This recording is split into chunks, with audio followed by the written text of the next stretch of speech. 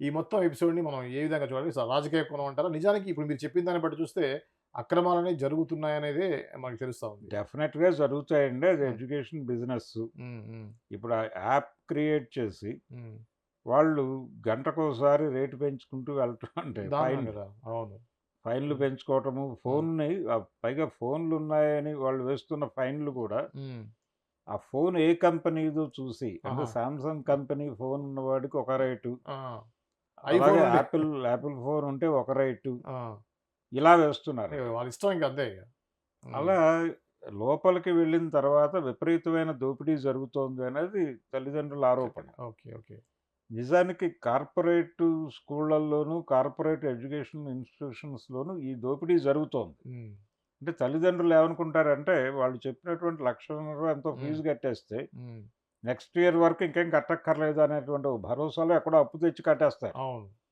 కట్టి రోజువారీ వడ్డీ కట్టుకోవడానికి డబ్బులు పోగేస్తూ ఉంటారండి. హ్మ్. హ్మ్. కానీ ఇక్కడ ఈ ఎడ్యుకేషన్ ఇన్‌స్టిట్యూషన్ వాళ్ళు డైలీ ప్రాజెక్ట్ వర్క్ అనే పేరుతో అవును. మళ్ళీ స్టూడెంట్‌కి ఒక రూ. 1000 ఖర్చు అదనంగా. చెప్తారు. అవును. అంటే నువ్వు ఒక థర్మాకోల్ షీట్ తీసుకొని దాన్ని కోసి ఇంకో హ్మ్. దాని మీద ఎక్కడో అంటించి పట్టుకురా పొద్దున్నే అంటారు. అవును.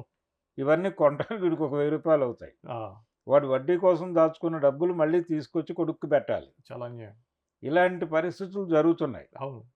అయితే ఇలాంటి పరిస్థితులు ఏవి కూడా నా ఎడ్యుకేషన్ ఇన్‌స్టిట్యూషన్‌లో ఉండవు అని మోహన్ బాబు గారు మొదటి నుంచి చెప్తూ వచ్చాడు. అవును. మీకు గుర్తుండేదైతే హ్మ్. ఆహ్, గతంలో వైఎస్ హయాంలో తెలుగు సినిమా పరిశ్రమ వజ్రోత్సవాలు జరిగినాయి. అవును.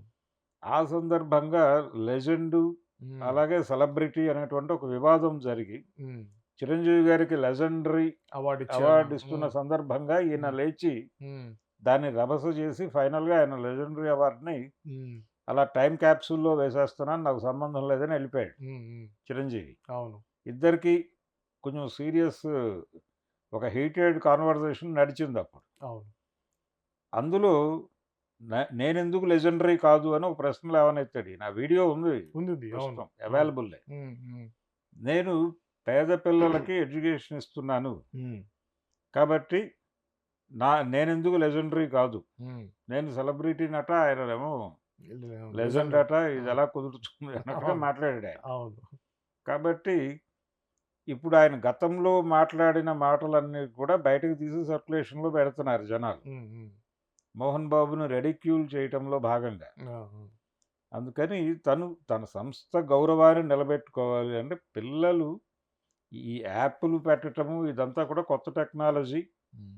ఇదంతా కూడా స్టూడెంట్‌ని ఎక్స్‌ప్లాయిట్ చేసి వాళ్ళని దోచుకోవటం అనే కార్యక్రమంలో భాగంగానే జరుగుతోందనేది ఎవరు ఎన్ని చెప్పినా హ్మ్.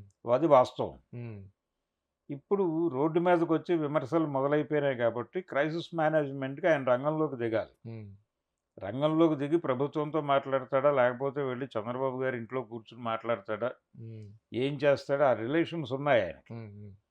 ఆ ప్రయత్నం ఏదైనా చేసి మళ్ళీ దీన్ని నిలబెడతాడా? ఇప్పుడు ఇంతకుముందు 'మనోజ్' తాలూకా గొడవ కొంత సద్దుమణిగినట్టు కనిపిస్తోంది. అవును.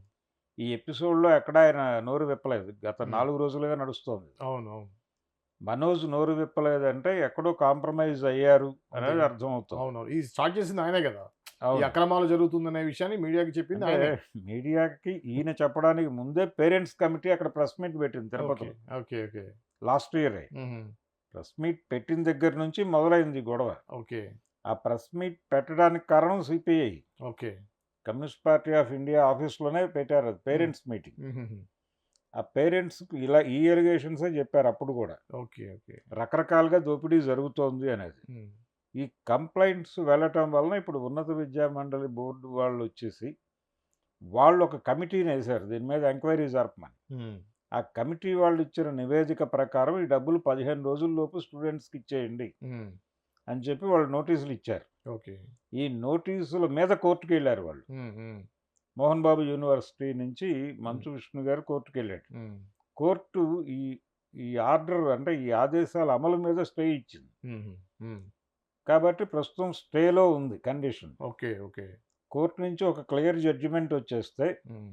ఆ జడ్జిమెంట్ వాళ్ళకి అనుకూలంగా వస్తే ఓకే. వ్యతిరేకంగా వస్తే గనక డబ్బులు కట్టాల్సుంటుంది ఇమ్మీడియేట్‌గా. అవును. వాళ్ళు చెప్పినటువంటి 15 రోజుల్లోపు ఆ డబ్బులు చెల్లించాలి.